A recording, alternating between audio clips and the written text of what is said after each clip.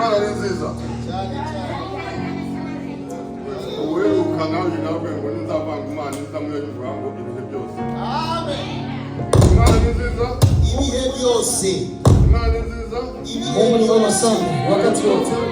Wakati wote. Ibihe byose. Wakati wote ni nziza. Mungu ni mwema. Kitu cha kwanza namshukuru Mungu sana ambaye amempatia hii nafasi. Hii muda ni muda wa muhimu sana. Ni wakati wa kumuonesha Mungu upendo wake.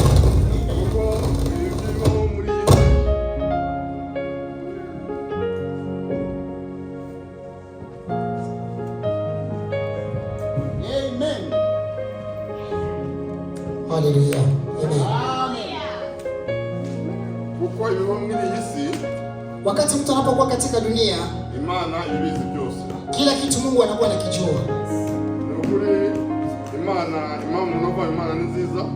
Na sababu ambayo anasema Mungu ni mwema, nuko nziko nta kintu kiza haruta Imana. Kwa sababu anajua hakuna kitu kizuri kinaweza kumzidi Mungu. Nta kintu cyayosha ubushobozi. Na hakuna kitu kinaweza kushinda Mungu nguvu. Haleluya. Imana yashimye ko twigana amagambo ari mu gitabo cyayo. Hii siku Mungu alitaka tujifunze neno ambalo linakuwa katika Biblia. Afite umutwe uvuga ati hagati twarahajwe. Inasema kichwa neno katikati tumewapapita. Hagati twarahajwe. Twarahajwe. Katikati tumefichwa hapo. Kuko mbereho turi muri iki gihe. Kwa sababu mambo ambayo tunayopitia kwa siku hizi. Ushobora kuvanga uva mu jahani muri centrum. Unaweza sema utatoka hapo naenda centrum. Ariko nta kuzichurira hono. Lakini haujui kitu gani utakutana hapo. Ubuzima bwawe twagize mu minsi yose. Wakati wote ambao umepita katika dunia. Twaravutse. Tumezaliwa. Ariko ntituzi herezo ryacu. Lakini hatujui mwisho wetu ni namna gani. Mu minsi yabayeho aho twari turi. Kwa siku ambazo zimepita, siku ambayo tulikuwa, na hakuna mtu ambaye alikuwa anajua kama siku ile inaweza kuwa hapo. Lakini kwa sababu ya upendo na huruma wa Mungu, ndio Mungu alikuwa anajua kuwa siku ile tutakuwa hapa. Tutaomba msomaji atusomee kitabu cha Kutoka kichwa ya pili mstari wa 12 na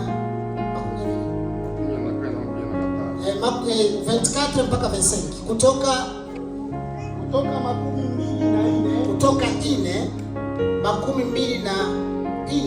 mpaka 24 mpaka 2:24 mpaka 25. Tunasoma kwa jina la Yesu Kristo. Amen. Kitabu cha Kutoka 2:24. Jina la Bwana libarikiwe. Amen, amen. Tunasoma kwa jina la Yesu. Haleluya. Kutoka 2:24. Yes. Neno la Bwana linasema hivi. Tunasoma kwa jina la Yesu. Mungu akasikia kuugua kwao. Mungu akakumbuka agano lake na Abrahamu na Isaka na Yakobo. Haleluya. 25. Mungu akaona wana wa Israeli. Mungu akawaangalia. Amina. Jina la Bwana libarikiwe. Ahangaha ngo Imana yumva umuruho wao. Mungu akasikia kilio chao. Yumva isezerano yagiranye na Abrahamu. Na Mungu akasikia ahadi ambayo ameambia kwa sababu Mungu alikuwa amewaahidi ya kuwa kuna nchi ambayo atawapeleka ndani. Tukiri mu kuva dufata igice cha 14 tuve ku murongo wa 10 tuje kwa 15. Tukamate hiyo Kutoka 14. Kutoka 14 Kutoka kuva 14 murongo wa 10 kwa 14 10 mpaka 15.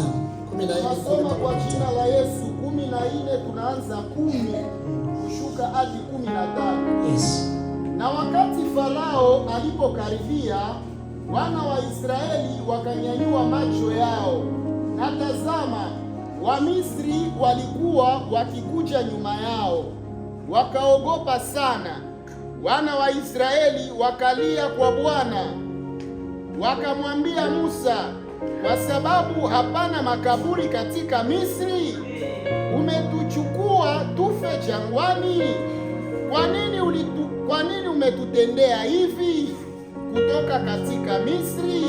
12. Si hilo neno ambalo tulikuambia katika Misri tukisema, utuache tutumikie wa Misri?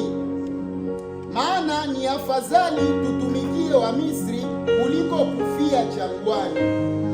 13.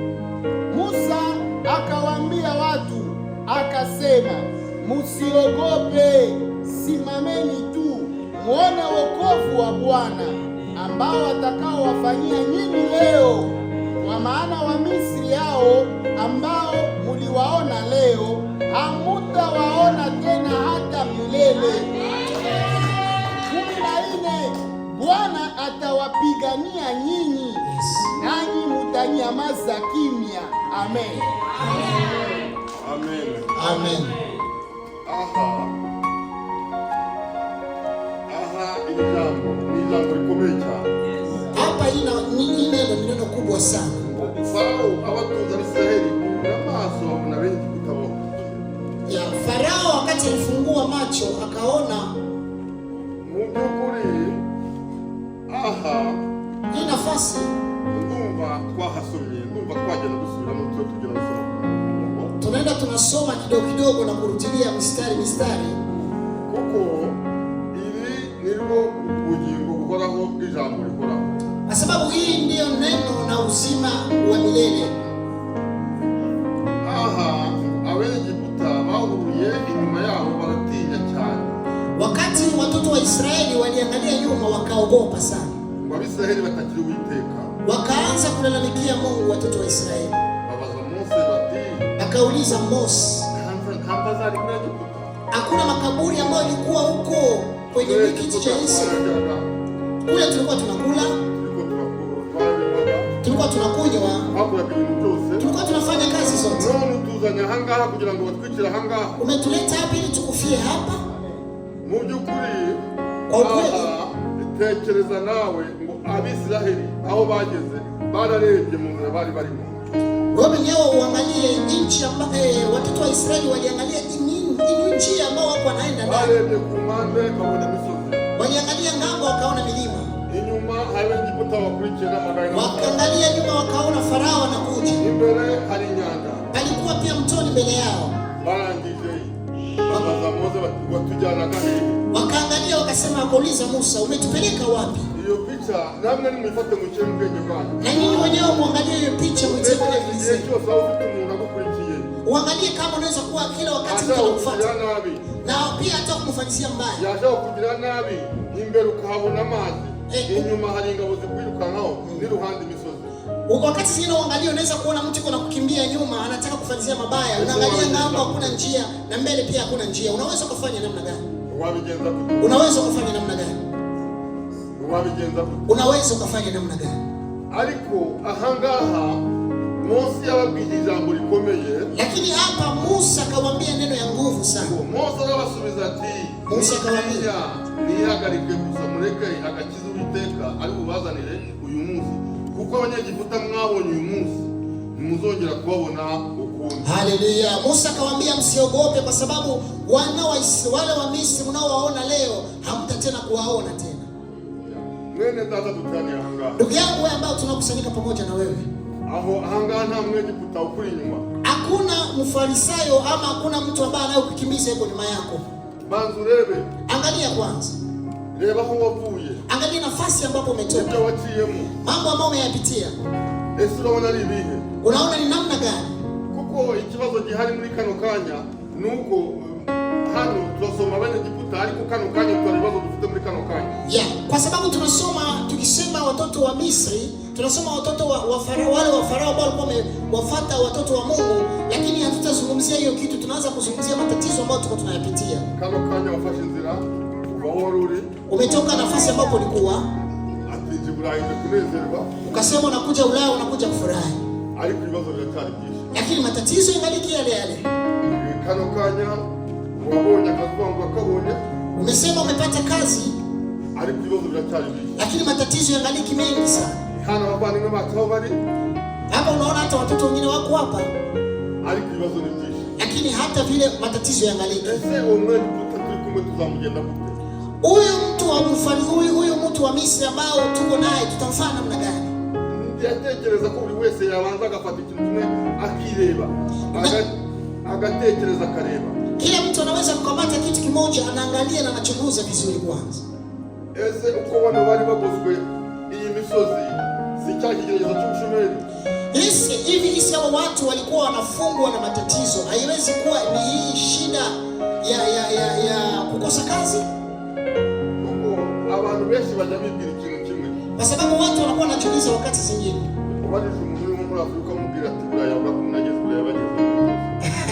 Watu ambao wako Afrika ukimuuliza watakwambia watu ambao wameshafika Ulaya, wameshafika katika mambo yote. Lakini matatizo ni mengi na kuna watu ambao wanalala nje. 9,100 wanagonjwa roho. Watu wamekosa nafasi wanaweza kwenda ama kukimbilia kwa sababu ya matatizo. Kwa sababu yale matatizo, kugira ngo umuntu abashe kugitsinda, kwa sababu mtu haje kuyashinda, kugira ibyiringiro nk'ibyo Mose yari afite, ni kukuwa na ile matumaini ambayo Musa alikuwa nayo. Mose yabwiye Abisirayeli ati, nitinya ababeni mutamubona nimuzongera kubaho ukundi. Musa aliambia watoto wa Israeli, hawa wa Misri mnaowaona tena hamtawaona tena mara nyingine. Ndugu yangu, tunaweza tuendelee kumuomba Mungu na kuamini kama Mungu atatuponya na yote.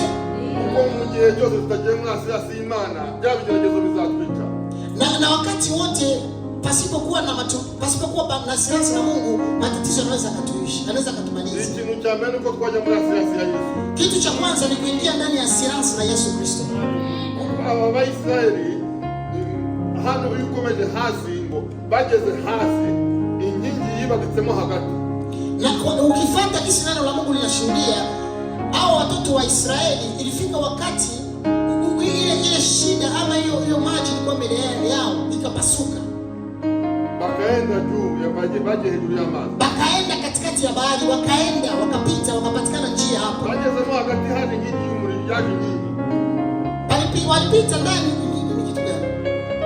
Alikuwa katikati palikuwa ukuta kubwa sana. Ni kama hii ambayo tunaona hapa. Hiyo nyingi mbele yaonesha kama Israeli. Na hiyo ndio ilikuwa inaonyesha watoto wa Israeli. Na ile ndio ilifanya watu wa Misri, wale ambao walikuwa wanafuata walikuwa na Israeli. Na wale watu wa nyuma walikuwa wanafuata wakuona tena watoto wa Israeli. Watoto wa Israeli wao walikuwa wanaona mwangaza, lakini wale ambao walikuwa wanafuata wakaona giza.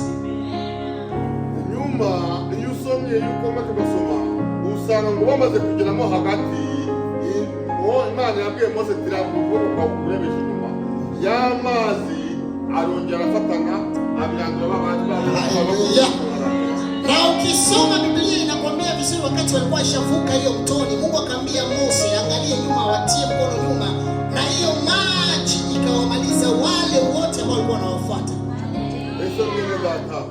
Yesu ndugu yangu kwa hapa. Ujawita kupiga magoti kwa Imana yawe kugira ngo ibashe kugutsindira abandi kuri nyuma wa ruhande. Unakuwa naomba Mungu napiga magoti ili Mungu akushindanie na Mafarisayo ambao wako wanakufuata nyuma.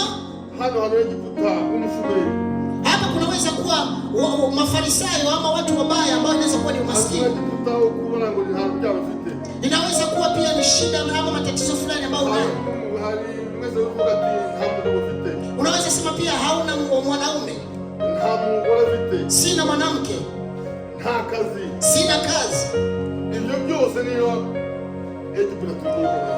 Ile yote ndio wale wa Misri ambao tuko tunasoma sasa hivi. Ndugu yangu mpenzi, hii si neno linalotuambia linatwereka urukundo Imana idukunda kandi ikatwitangira igihe cyose. Inatuonyesha waziwazi upendo wa Mungu ambao yuko pamoja nasi, ambao ametutoa kila siku pamoja nasi. Na katikati ya neno ya Mungu ambao tunaisoma, inakuonyesha safari ya watoto wa Israeli. Ilipasha kumaliza siku 12. Lakini watu ambao wamesoma imefanya miaka ngapi? Bamaze imyaka 40. Imefanya miaka 40. Akakanya rero ikitwica umuntu arasenga yajya ku musozi Imana amubwira ati nzaguha inzu nziza. Kitu ambacho kinatua leo, wakati watu wanaenda kwa maombi ama wanaenda kumlima kumomba Mungu, Mungu anakwambia nakupatia nyumba nzuri, akumva ko agiye kuyibona. Na hapo anasikia mtu yakuwa ataipata hapo kesho ama hapo. Anamwambia ati nguhaye imodoka. Wakati Mungu akwambia nakupatia gari, ukumva kuibona. Unasikia kama umeipata tayari. Ariko hajya tuwatibesha cyane kuko iyo uzikaye tugashyira kuri basi ya modoka nziza wayibona. Na kweli kabisa tunakuwa tunajidanganya kwa sababu unaweza kusema tena. Iyo ushyize ikarita ya basi kuri basi ukagenda ya modoka nziza wayibona kuri gutwara. Ukitia karte kwenye hiyo basi kwa sababu kwenye bisi pale utakuwa umepata hiyo gari kwa sababu umeingia ndani ya gari. Huko mimi mfiti modoka ukaja Sandvike na wanuye. Na kama kuna gari yako unaenda Sandvike, nani natega basi na nitaje nani nitaje Sandvike. Na mimi nikipenda basi tutakutana huko Sandvike. Kitu ambacho kinachukua muhimu sana ni uzima Imana ni kugira ngo tubashe gusenga, tubashe kuja mutuzo, tubashe gutsinda ibyo bigerezo byo biputa. Kitu muhimu sana ni kumuomba Mungu na kumtumainia Mungu ili tupate kushindana majaribu yale ambayo yanayotufuata. Hadi urende urugendo rw'iminsi 10 rukagenda imyaka 40. Angalia safari ya siku 12 inafanya miaka 40. Hano nyega kwa miaka 40. Hapa kiangalia kuna watu ambao wako na miaka 40 na kushakuwa wazee. Ni wadogo sana. Mungu watangiye ura rugendo. Wale watu ambao wameanza safari hiyo. Angalia sasa ule mtu wa miaka 40 anaweza kuwa namna gani? Yanatangiye urugendo kivuka. Alizaliwa anaanza safari. Alikuwa kama mtoto mdogo. Ageza aho umugabo. Anakuwa mtu mzima. Iko nafuata hiyo safari na bado hajafikia safari ambayo Mungu aliwaambia hivi. Tena na Mungu alikwambia atawapatia katika nchi ya maziwa na asali. Na hao wakasikia kuwa nchi ya asali na maziwa ni nchi nzuri sana. Na kama vile anaweza kulinganisha kama vile tumekuja Ulaya. Shie na sisi tulikuwa tunawaza kama tunakuja katika nchi ya maziwa na asali. Lakini vita ambavyo tunao hapa tena sio rahisi kabisa. Kwa sababu nibyo bya bindi twabonye abantu benshi bahetse umusaraba batazatura. Kwa sababu tunaona kuna watu ambao wamebeba misalaba ambao hawataweza hata kuitia chini. Kukosa kazi. Mtu kuchoka kwa mingi sana. Stress. Siku moja yeye alikuwa ameona siku moja. Alikuwa yuko Stockholm.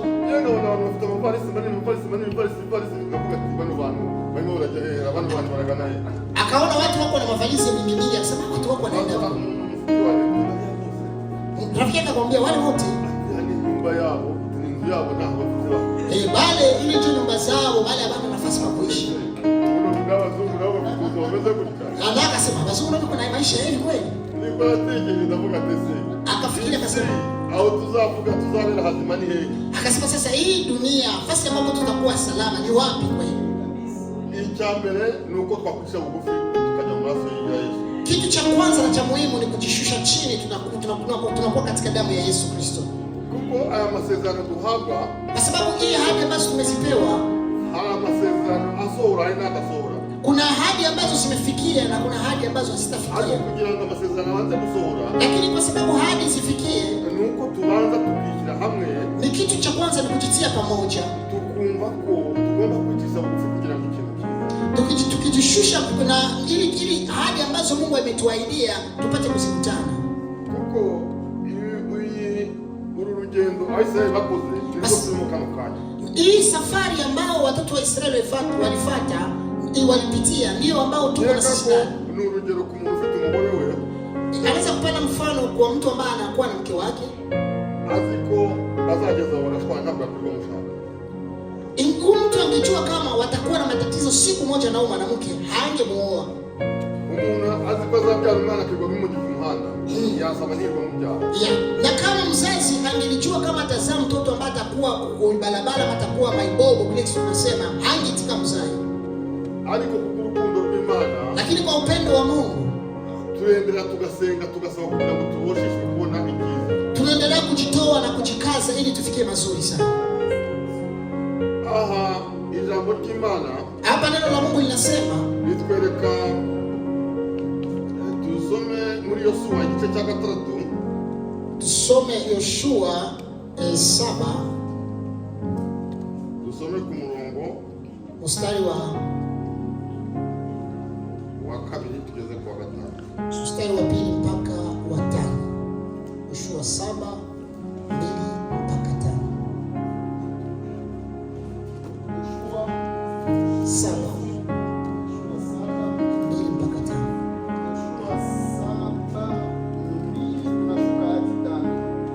Yoshua 7:2 tunashuka hadi 5. Tunasoma kwa jina la Yesu. Zambi ya akana kichwa ya neno. Mstari wa 2. Yoshua akatuma watu toka Yeriko kwenda kwa Ai kando ya Beti Aweni kwa upande wa mashariki wa Beteli. Akawaambia akisema, pandeni mupeleleze nchi. Watu wale wakakwenda wakapeleleza Ai 3.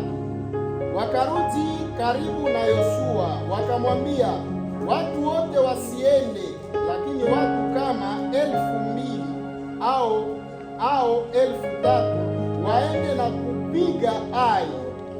Usifanyize watu wote kusumbuka kule, kwa sababu wao ni wachache. 4. Kwa hivi watu kama 3,000 katikati ya Israeli wakakwenda wakakimbia mbele ya watu wa Ai. Watu wa Ai wakapiga katikati yao kama watu 36, wakawafukuza toka lango mpaka Seberimu, wakawapiga wakishuka. Kwa hivi mioyo ya watu iliyeyuka na ilikuwa kama maji. 6. Yoshua akapasua mavazi yake, akaanguka kifudifudi mbele ya sanduku ya Bwana hata magharibi, yeye na wazee wa Israeli wakatia mavumbi vichwani mwao. Yoshua akasema, ole Bwana Mungu, kwa nini ulivusha watu hawa wote ngambo ya Yordani ili kututia mikononi mwa Waamori watuharibu? Laiti tungekaa na furaha ngambo ya Yordani. 8. Bwana, nitasema nini wakati Israeli wanapogeuza migongo yao mbele ya adui zao?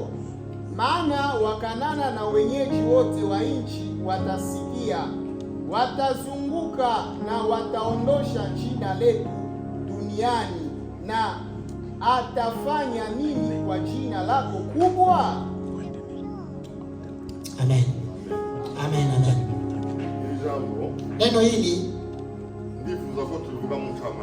anataka tuizungumzie kidogo. Hapa Yoshua, iyo usomye imbere yaho tubona uburyo bagiye gufata hano hariye. Yes, ukisoma mbele kidogo hapa utaona jinsi walienda. Yoshua alikuwa anaenda omba ili washindane na Yeriko. Yeriko wali umudugudu ulindwe sana, kwa sababu Yeriko ilikuwa ni nchi ambayo imelindwa sana. Wahita kwa kule helikopta kuza mwenye chako hadi. Unaweza kupalinganishwa na nchi nyingine ambayo imelindwa sana. Bao na gamu hapo nibaje kutata basanga bataza kuwafata. Walijifunza hakuna namna wanaweza pia kupafikia ama kushinda hiyo nchi. Lakini kwa kuamini na kuomba Mungu, urasanga kubera kuza no gusenga Imana barabonye ko bagomba kuzunguruka gusa inshuro 3 bakinjira.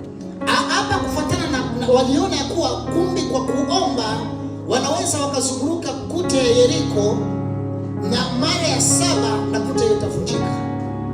Koko baragiye bazungurutse kushura kabiri ibikuta byose. Na kwa kweli walizunguruka, na kwa mara ya 7 hiyo mlima wote ukavunjika ukabomoka. Imani yabaga. Na Mungu akajionyesha wazi kwao. Ndugu yangu naikuwa hapa, unafanyaka nini ili Mungu akushindanie na hiyo mambo ambayo yamekushinda? Utaikaa peke yake? Utumainie kama utashinda na ukupigana ama ukuanza kitu? Mungu anasema anza hatua ya kwanza. Na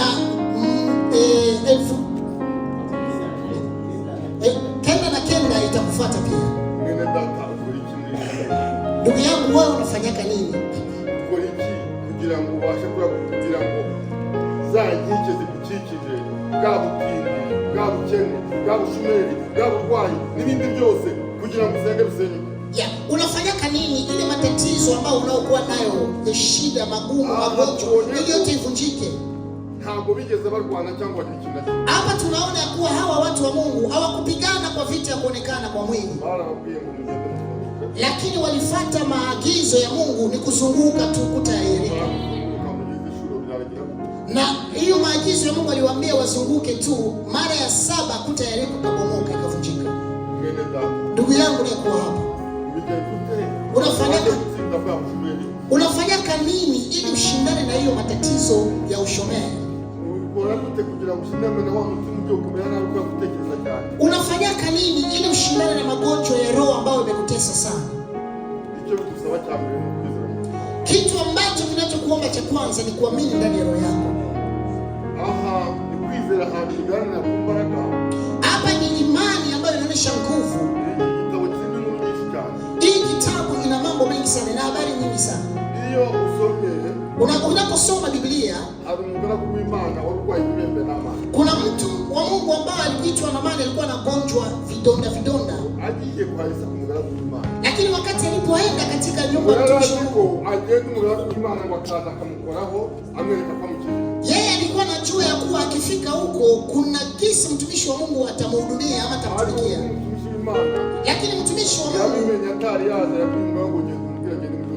kabla huyo mtu wa Naamani alijua habari zake, kabla Naamani hajafika alijua ya kuwa Naamani atakuja kumuona. Na Naamani, na mtumishi wa Mungu akamruhusu aende katika Yordani kujitupia ndani, huko atapona.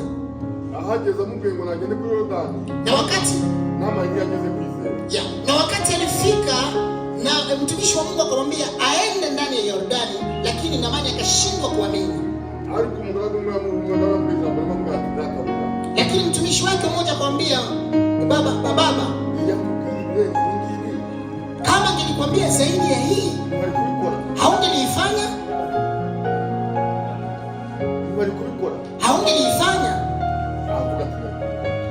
Akamjibu, ndiyo ningeliifanya. Lakini kisa nakwambia tu uende ndani ya maji ujitupe ndani mara 6 na mara ya 7. Eski ni kitu ya nguvu kwako? Naamani akapokea imani hapo, akaenda ndani ya maji, akajitupa mara ya kwanza, mara ya pili, mara ya 3, mara ya 4, mara ya 5, mara ya 6. Akaona baada ya badilika. Mara ya 7 alitoka ndani ya maji, iko kama mtoto mdogo, ana mwili kama mtoto mdogo. Ndugu yangu naikuwa hapa, nani ambaye anaweza kukusaidia?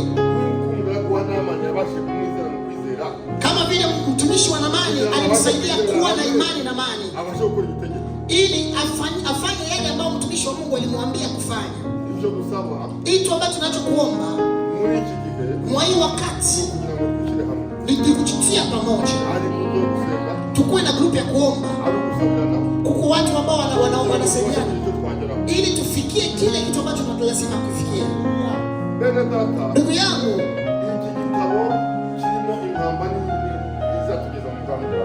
ndani ya hii Biblia kuna njia ama kuna maelekezo ambayo itatufikisha mbinguni.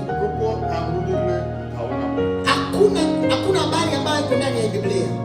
Musa yecho na wasabira kugira ngo mubashe gufatanya nizere byose Imana izabikora. Kitu ambacho anaweza kutuombea tukutanane, tuwe pamoja, tuombe Mungu na Mungu atatusaidia. Kuko imbere hapana habishwe. Kwa sababu hapa mbele tumefichwa. Nibyo twahishwe, nibyo byo kwizera kandi byo kudukiza. Na vitu ambavyo tumevifichwa ni vitu vya imani pia vya kutuokoa. Ariko ntabwo turi mu kubyakira neza. Lakini hatuko tunavipokea na furaha, hatuko tunavipokea vizuri. Amina. Kuko ahangaha ibigeragezo by'umuntu biri ku mpande zombi. Hapa matatizo au majaribu ya mtu iko kwa ngambo mbili yote. Nta muntu wavuga ngo ntabyo afite. Hakuna mtu anaweza kusema hana majaribu hapa. Kuko urebye umutima w'umuntu wese wasanga bikomeye, ariko byakira dute. Kwa sababu ukiangalia ndani ya roho ya mtu, kila mtu ana matatizo, lakini tofauti yake ni jinsi tunavyovipokea. Ese urugamba turwana. Tunapigana vita namna gani? Nicho na waswali ndio tukibaka tuwasakwana urugamba. Kitu ambacho anaweza tuombe sana ili tupate kushinda vita ambavyo tunapitia. Usome ijambo riri mu Byahishuri igice cya 15. Tusome kitabu ya Yoshua 15. Ufunuo 15. Uwe ku murongo wa 3, usome umurongo wa 3 na wa 4. Ine mstari wa 3 mpaka 4. Ufunuo 15 mstari wa 3 mpaka wa 4. Mstari wa 3 mpaka wa 4 tunasoma kitabu cha Ufunuo 15. Biblia nasema, nao wanaimba wimbo wa Musa mtumishi wa Mungu na wimbo wa mwana kondoo, wakisema, makubwa na ya ajabu ni matendo yako, Bwana Mungu Mwenyezi, njia zako ni za haki na za kweli. Mfalme wa mataifa yote, ni nani ambaye hakuogopi? Ee Bwana, na kutukuza jina lako, kwa sababu wewe peke yako ni mtakatifu. Kwa maana mataifa yote watakuja na kuabudu mbele yako, kwa sababu matendo yako ya haki yamekwisha kufunuliwa. 5.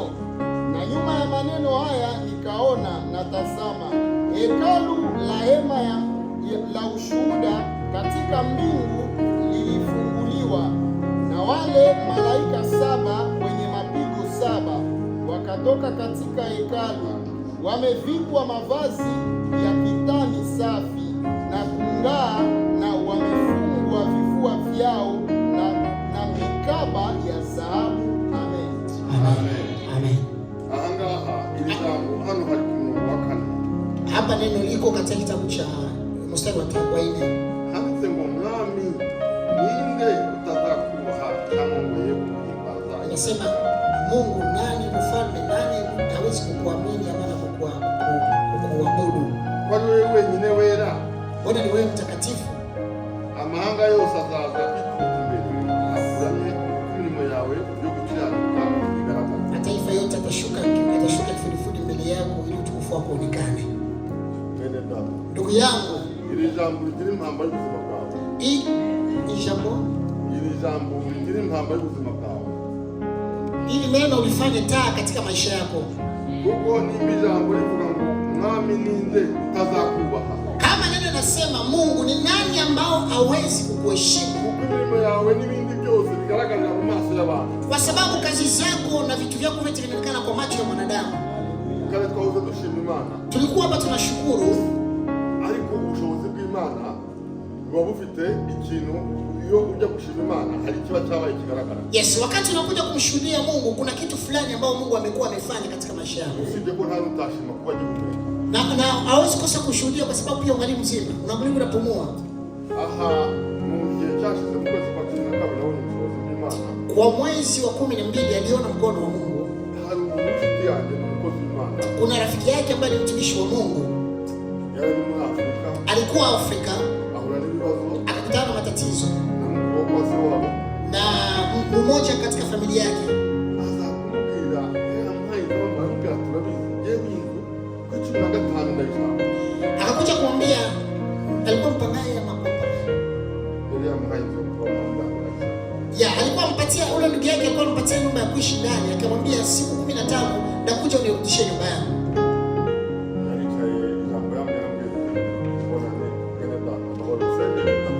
Na neno ambalo alimwambia Bonane, unisaidie kwa sababu niko na matatizo.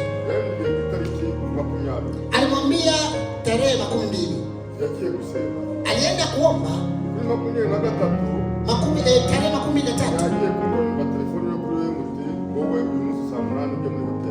Akasikia simu yake imepigwa, anasema wewe Isa, saa fulani uende kwenye hoteli.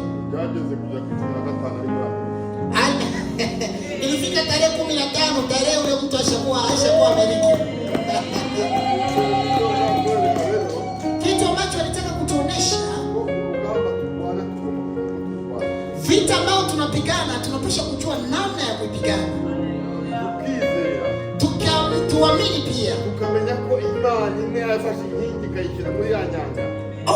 Tukiamini kuwa Mungu ambaye alibomoa mlima mmoja akaitupa ndani ya maji. Ule ambaye alipasua njia maji. Ule Mungu abaliki mpaka leo. Angaliki mpaka leo na tena anaendelea kutulinda. Ndio maana natuomba kila mtu akuwe na imani.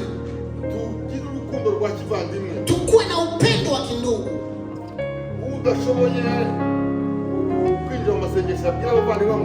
Mtu ambaye hawezi kuomba, aombe mwingine wawasaidie. Lakini tujue kuwa kule mbele kuko vitu ambavyo vikubwa ambavyo tusiwe kama wale watoto wa Israeli wanaweza kusema kama tungekufia Misri. Lakini hawakuwa wanajua upendo wa Mungu na kitu gani Mungu amewaandalia kule mbele. Yes, ndio maana Mungu aliwamaliza wale wa Misri wote ambao walikuwa wanawafuata nyuma. Niyo mambo twasenga tukavuga ngo natwe dusenge kugira ngo ya magara dukurikiranye. Yes. Ndio maana tunapaswa kuomba ile matatizo yote ambayo kwenye wetu wanatufuata ibomoke. Tuisengere agende na maji. Tuombe ibomoke yende na maji. Ili tubaki ndani ya ukweli. Amen. Angaha ndabona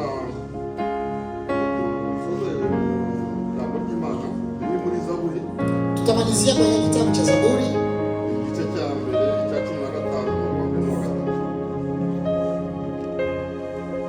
mstari wa kwanza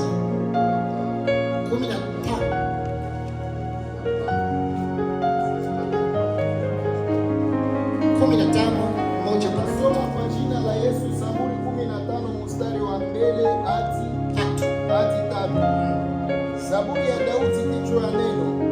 Bwana Mungu, nani atakayekaa katika hema yako? Nani atakayepanda katika mlima wako mtakatifu? Mwenye kutembea kwa haki na kutenda haki, anayesema kweli moyoni mwake, yeye asiyesingizia kwa ulimi wake, wala hatendei rafiki yake mabaya, wala halaumu jirani yake. Machoni mwake mwovu anazarauliwa, lakini anawaheshimu wale wanaomwogopa Bwana. Yeye anayeapa kwa hasara yake mwenyewe, wala hageuki. Amina. Amen. Hapa neno la Mungu libarikiwe sana. Ijambo ry'Imana ahantu bivuga hanga Uwiteka ninguzaguma ni hema ryawe. Hapa neno la Mungu linasema Mungu, nani ambaye atabakia ndani ya rehema yako? Hema yako. Ninde uzatura ku musozi wawe? Nani atakabakia ndani ya mlima wako? Ninde? Ni nani? Ninde yifuza ko tuzaje gutura ku musozi wawe? Nani anataka twende tubaki ndani ya huyo mlima mtakatifu? Ninde yifuza ko tuzaje ku hema ry'Imana? Nani mwenye anataka twende katika akonya ati nugendera mu bitunganye na usiende na aujitakasi. Mwene data ni kutagendera mu bitunganye. Ndugu yangu, kama unaenda na ujitakasi, hakuna njia. Agakora ibyo gukiranuka. Na inabidi kuishi maisha ya utakatifu. Agakora ibyo gukiranuka. Unaishi maisha ya utakatifu au unafanya maisha kuwa ya utakatifu? Ukavuga ibyo kuri nkuko biri mu mutima wawe. Unasema ukweli kisi iko ndani ya roho. Ndugu yangu,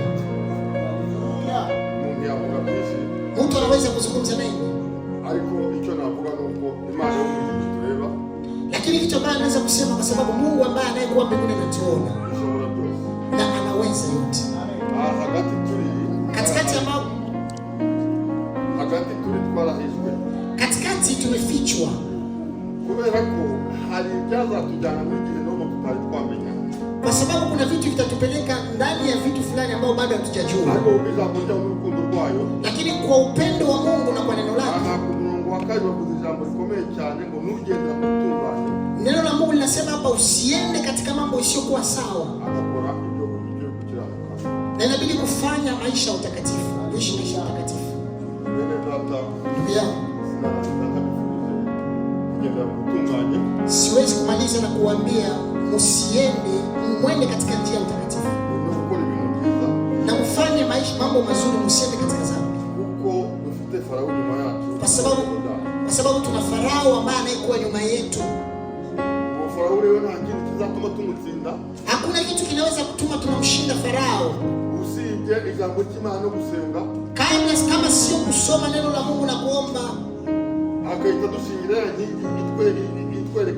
Na Mungu akatutilia mlima ama akatutilia mwangaza inayotuangazia mbele, na tunaenda katika mwangaza siku zote. Ndugu yangu, siwezi nikasema mingi, lakini kitu ambacho naweza nikasema ama kitu naweza nikaombe na yeye pia kuchiombea